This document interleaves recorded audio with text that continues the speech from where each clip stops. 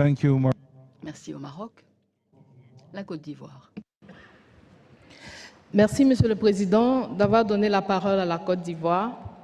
La Côte d'Ivoire tient tout d'abord à féliciter et à saluer le président du CEP pour l'excellent document produit, ainsi que le groupe de travail qui y a travaillé. La Côte d'Ivoire souhaite saluer également l'apport considérable du Fonds pour l'amélioration de la qualité de service qui, depuis plus de 2 décennies, a contribué à réduire les écarts entre pays et à renforcer la performance des réseaux postaux dans un esprit de solidarité internationale.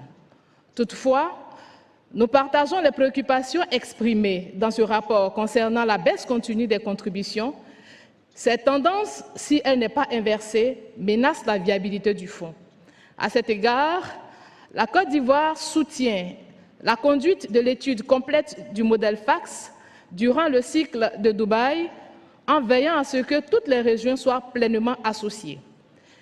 Elle encourage l'exploitation de mécanismes innovants de financement, notamment ceux liés au commerce électronique et à la logistique des colis, afin d'adapter le fonds aux évolutions du marché postal. Recommande un renforcement des synergies entre le FACS et d'autres instruments de coopération et de solidarité de l'UPU afin de maximiser l'impact et la complémentarité des interventions.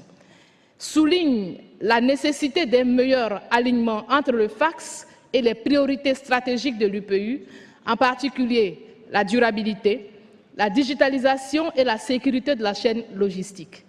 En conclusion, la Côte d'Ivoire réaffirme son attachement à la pérennité du FACS en tant qu'outil essentiel pour le développement postal, équilibré et inclusif, et invite le Congrès à adopter des décisions qui garantissent la viabilité et son efficacité au bénéfice de tous. Merci, Monsieur le Président, d'avoir donné la parole à la Côte d'Ivoire.